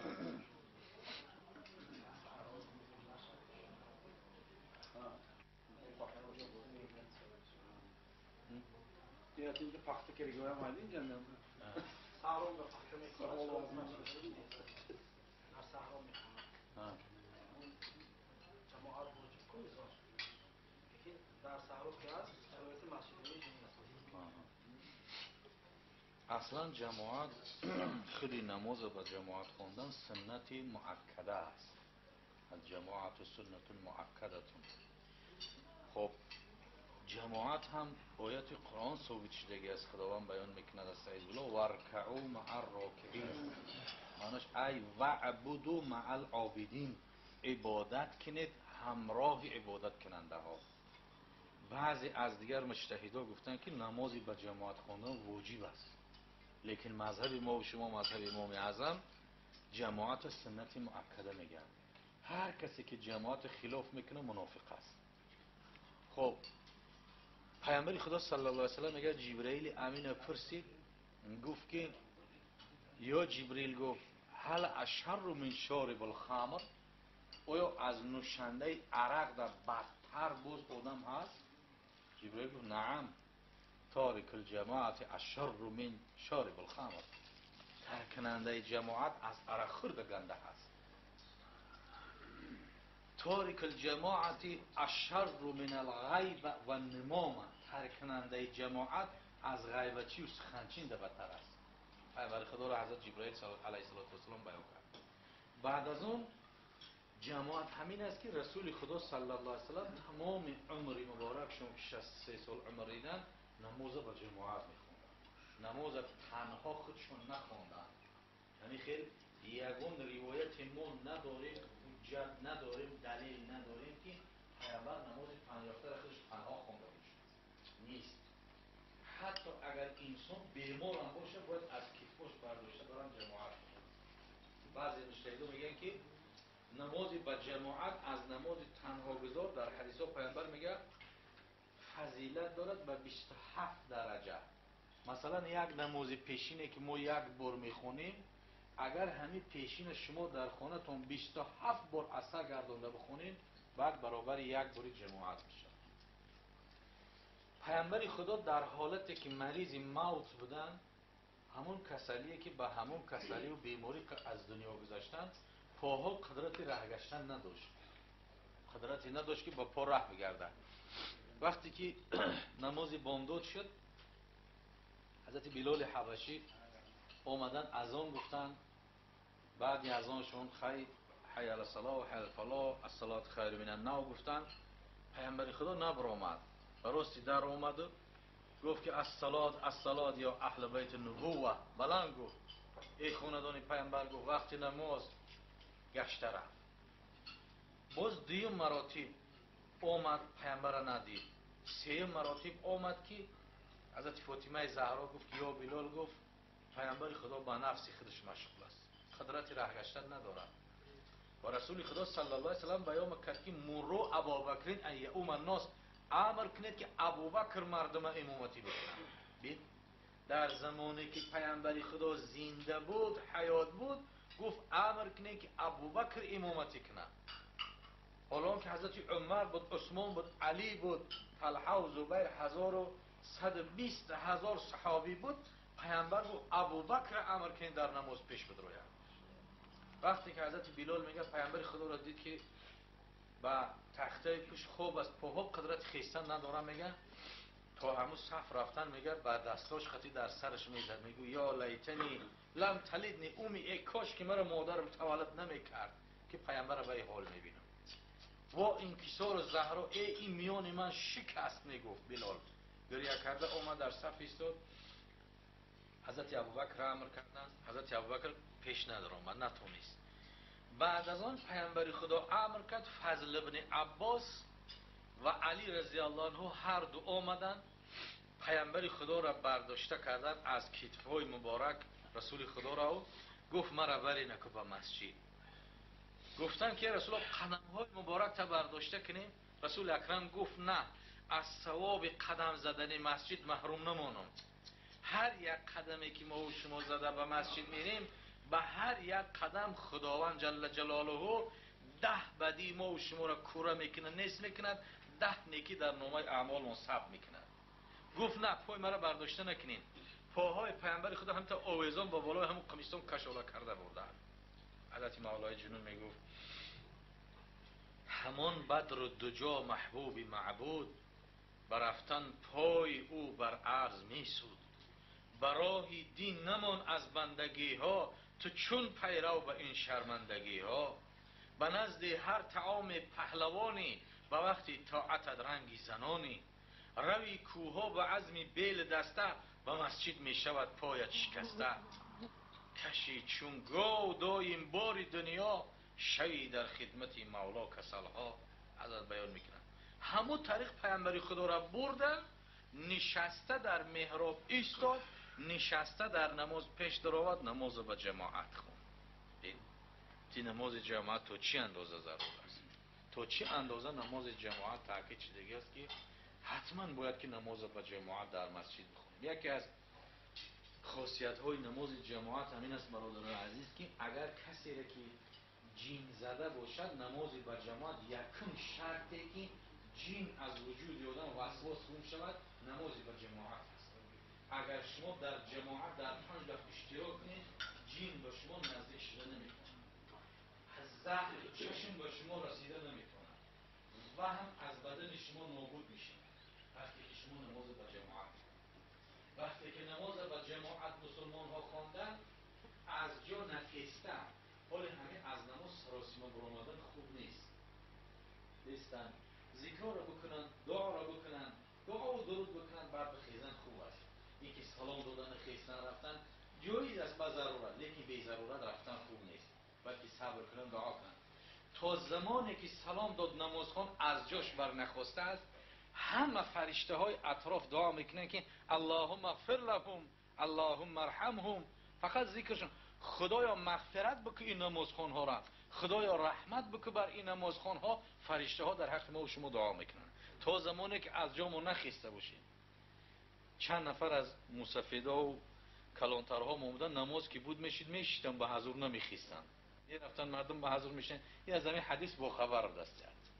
تا زمانی که از جد بر نخواسته ای فرشته ها در حق دعا میکنن. اللهم اغفر لهم، اللهم ارحمهم.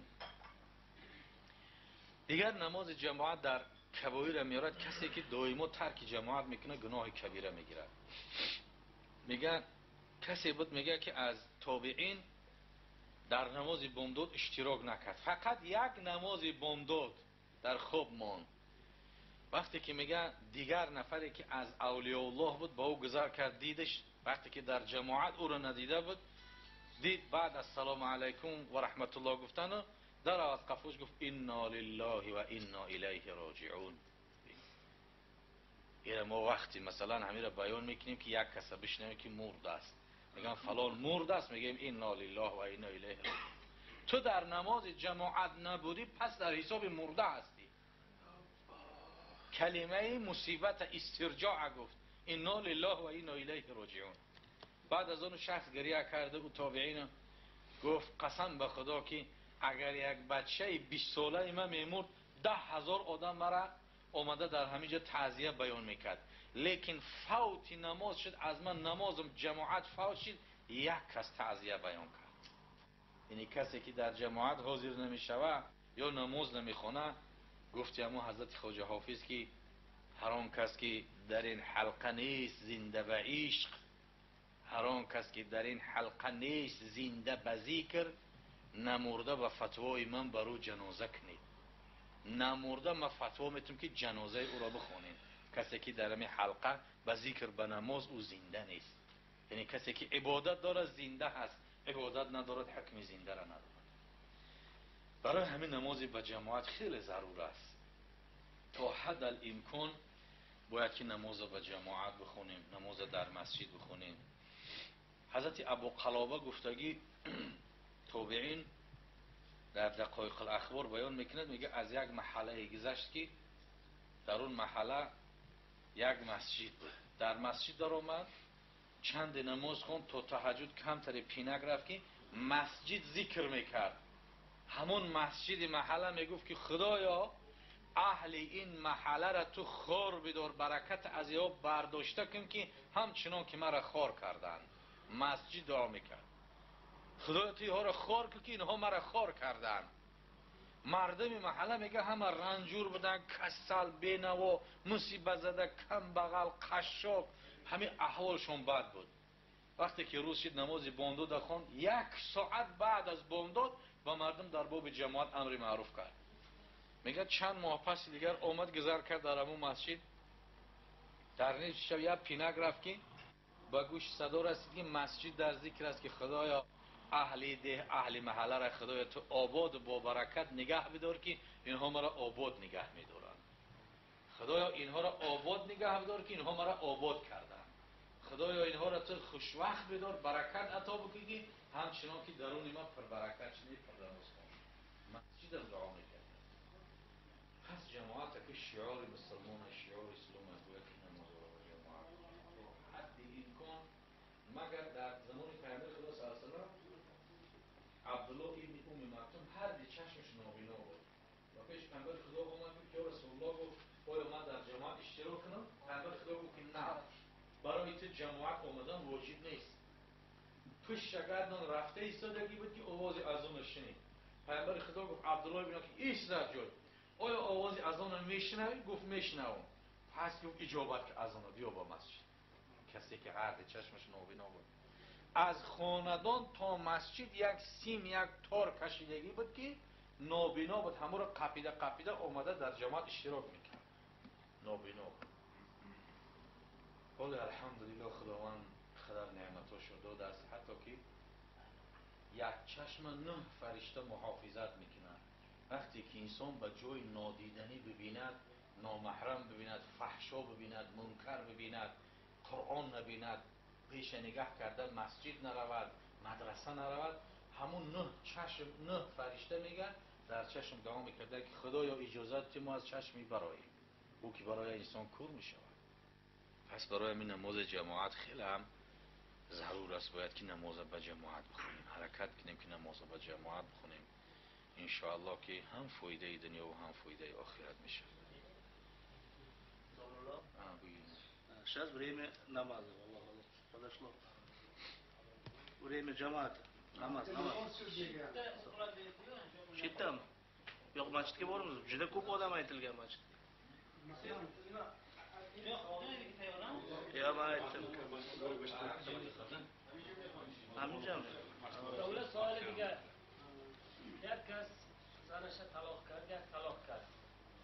درباره طلاق. یک طلاق کرد. بعد طلاق با نو شد همین زن شد. نو شد و خیلی 6 ماه یا 1 سال گذشت و با یک طلاق کرد. همون دو طلاق می شود یا یک طلاقش وجود منسوخ شد؟ خب طلاق دو قسم می شود. طلاق باین است، طلاق رجعی. طلاق باین همین است که بالکل نکاح بریده می شود. اگر طلاق رجعی باشه، مثلا میگه طلاقت کردم بگه یا یک طلاقت کردم، در این صورت در طلاق رجعی نکاح شرط نیست. وقتی که یک بوسش گرفت یا دست قپید یا همخوابگی کردن، همین خودش نکاح می شود. بله نکاح می شود. لیکن اگر طلاق باین کرده باشد تا از سر نو نکاح نکند و مهر نو ندهد، درست نمیشه زندگیشون. ای طلاق گفتگی شما کدام قسم طلاق هست؟ رجعی باشه هر جمع شود. مثلا اگر یک طلاق کرد باید طلاق کرد، دو طلاق میشه. فقط یک طلاق دیگر صاحب میشه. اگر یک طلاق دیگر کنه تمام دیگه الله دیگه او را گفته نمیتونه. بعد یک طلاق وای زنشوی در شدگی یک برش. بله آخه فهمیدم. وای نمیشه کنه طلاق. نه آخه او طلاق موندگی باید طلاق دیگر کرد که آخه رجعی بر رجعی جمع میشود. رجعی بر رجعی جمع میشود و همون داغش میموند. لیکن باین نه. باین نه. مثلا 100 طلاق بیاد. 2 طلاق بیاد. رقم نگذاره. اگر به شرط 100 طلاق بیاد 3 طلاق می شود و در 97 تا دیگهش گناه میگیره. چون که از شریعت زیاد کرد. شریعت 3 تا معین کرده است. این وقتی که 100 میگه 97 تاش گناهگار میشه و 3 طلاق واقع میشه. 3 طلاق دیگر نمیشه گرفته. موافق 4 مذهب اهل سنت و الجماعت 3 طلاق تا شوهر دیگر نکند او را گرفته نمیتونه. فقط مسئله طلاق مسئله نازک لفظ شرط است که چی گناه گفته است. در مسئله طلاق همون طلاق میکردگی حرف به حرفش باید بگوید. مثلا گویا است که یگان حیله میکنه یک چیزی میگه که طلاق واقع نمیشه، اونجا طلاق هیچ نمیشه. مثلا بگه که ان شاء الله 3 طلاق کم هیچ نمیشه. همین خیلی هست که بعضی مثلا حیله میکنه ان شاء الله را که در بیان کرد و دیگه هیچ طلاق نمیشه. یا که مثلا میگه 3 طلاق هیچ واقع نمیشه، برای نسبت نداره، خطاب به سوی نکرد، هیچ واقع نمیشه.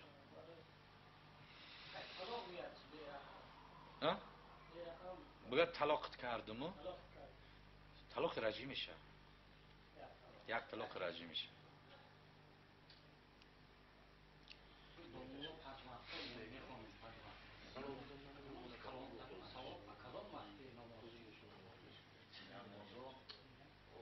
همش فرض است.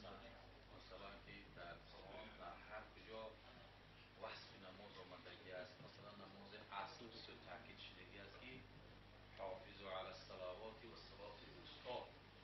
خدا در قرآن بیان میکنه که نماز پنجگانه را حفظ کنید و نماز وسطی را علاقیده آورد. وسطی میانه نماز اصل. نماز اصل نمازی است که بامداد و پیشین از این طرف میمونه، شما گفتن از این بین. نماز وسطی اصل. این خدا میگه در حدیث پیامبر خدا صلی الله علیه و سلم بیان میکنه که اگر انسان زن و فرزند و خانه و درش نیست شود، مصیبتی سبکتر است از مصیبت کسی که نماز عصر ترک میکنه. اگر انسان زن و فرزند و خانه و درش چپه شود نابود شود، مصیبتی سبکتر است از مصیبت کسی که نماز عصر ترک میکنه.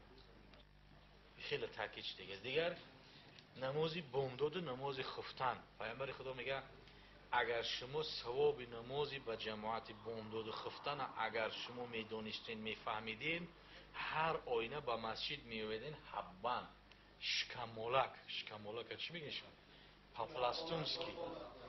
پاپلاستونسکی شما همین تا کرده اگر بیمار هم میشینه کشیده خزیده جانتونه کشیده با شد اگر اجر ثوابی او را میدونستین. نمازی بامداد و نمازی خفتن. پیامبر میگه من صلى بردینی دخل الجنه، کسی که دو نمازی سلقین بخواند داخل جنت میشود. نمازی سلقین بامداد است و خفتن. لیکن کسی که همین دو نماز ترک میکنه دویم در دیگر نمازها است در بامداد نیست، فقط خواب است، این علامت نفاق است. میگه سخت‌ترین نماز بر منافق دو نماز است، نمازی بامداد و نمازی خفتن است.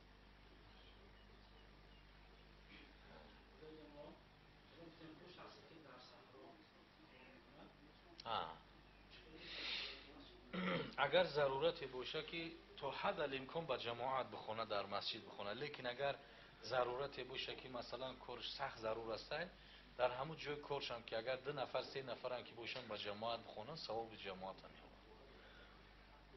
بعضی کارهای است که سخت ضرور است.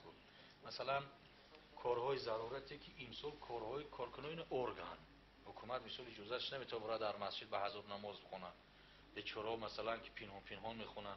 یا کارهای مثلا تیپ ورچوی هسته که مثلا میون سوال میتونن که مثلا اپیراسی هست که 3-4 ساعت میکشه.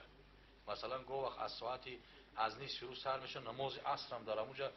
او اگر نماز براوه مثلا در جماعت به مسجد بخونه هلاک میشوه. این نماز قضا داره لیکن آدم قضا نداره که. و همین خاطر اگر تنها هم که بخونش خدمت یک مسلمان کنه این ثواب زیادتر است.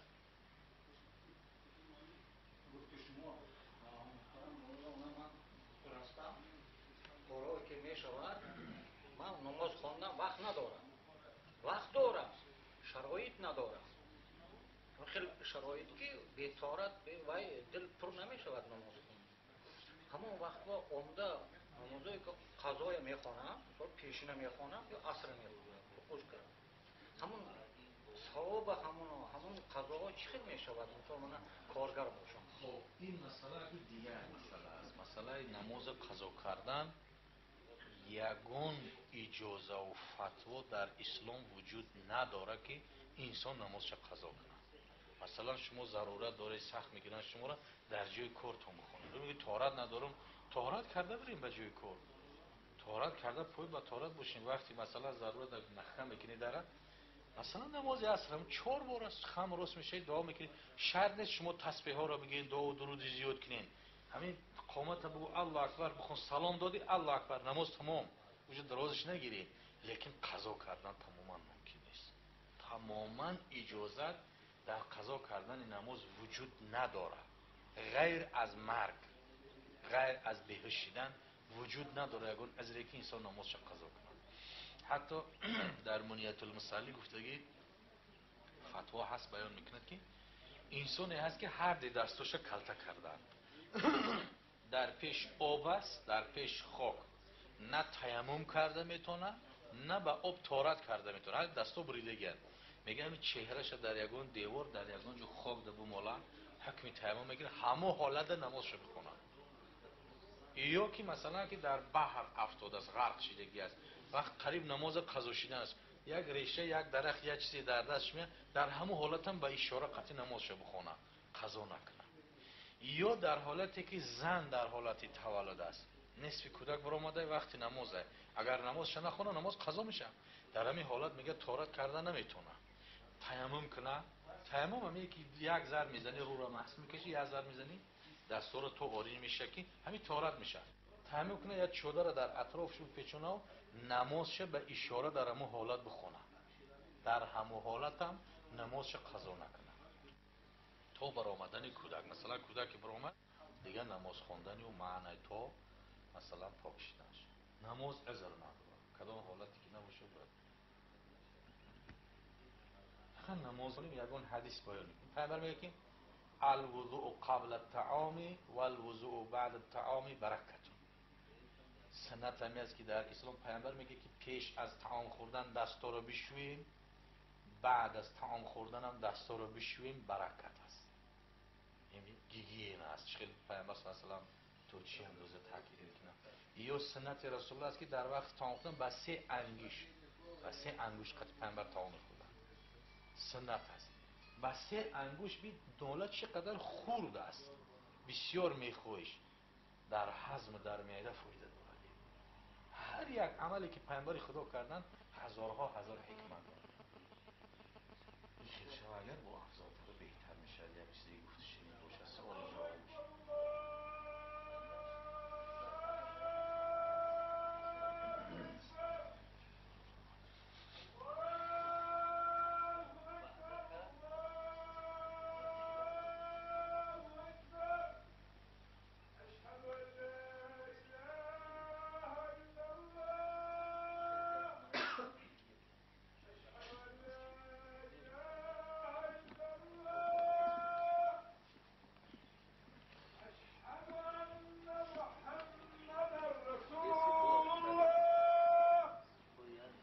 أشهد أن محمدا رسول الله حي على الصلاة حي على الصلاة حي على الفلاح حي على الفلاح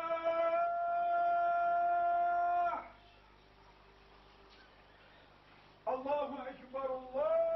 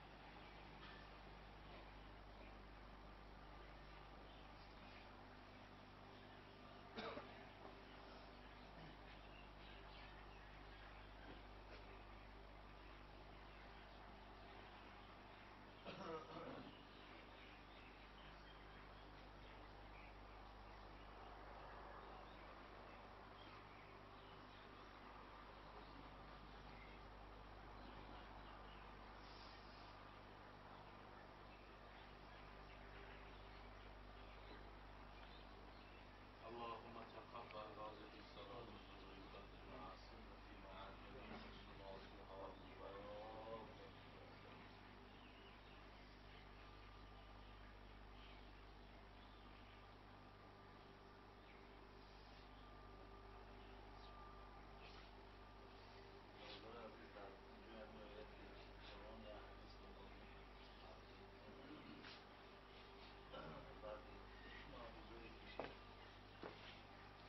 رسول اکرم صلی الله علیه و سلم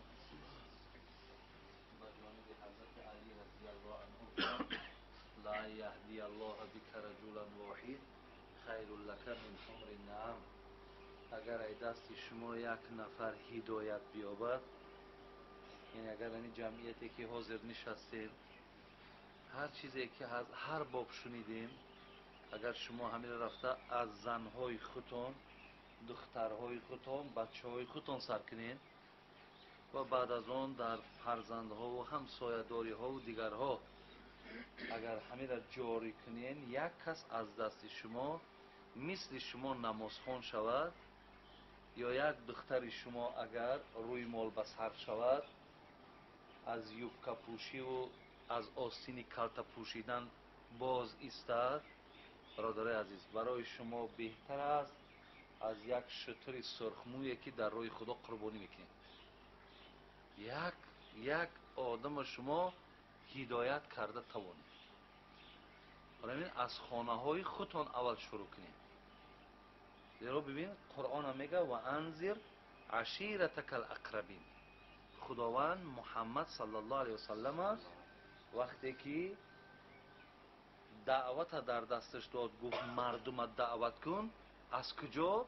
عشیرتک از خانه خودت سر کن دعوت از حدود خانه اگر شما با شرطی که خواهین که مسئولیت پدر و مادریتون یا خواهین که خانه قبر قیامتون آباد باشد، شما ساعتی تربیوی برای فرزندتون جدا کنید.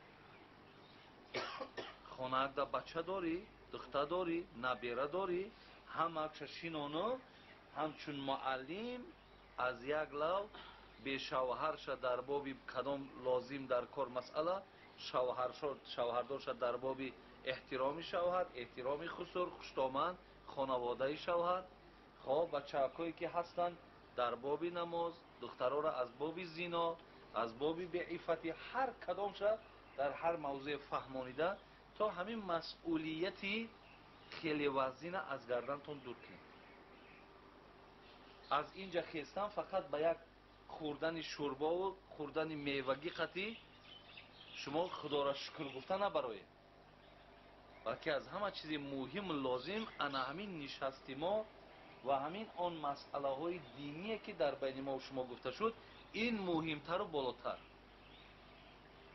اینا از ذهنتون دور نکنین برادر عزیز. در یک گوشه قلبتون همیتا آنچه که شنیدین کتابت کرده و آیسته آیسته شما هم ترغیبات و تشویقاتاتونه که همه بنده مؤمن و مسلمان و هر کدامتون در این باب مسئولیت اجرا کنین. این دعوت فقط خاصه من، خاصه داملا، خاصه کسایی که امروز مسجد و منبر دارن، خاصه اونا نیست. این به همه. حضرت دعا. اللهم وصلنا الى جميع مقاصدنا و تب علينا انك انت الله احد. خیر در پناه خدا. خدا نگهدار.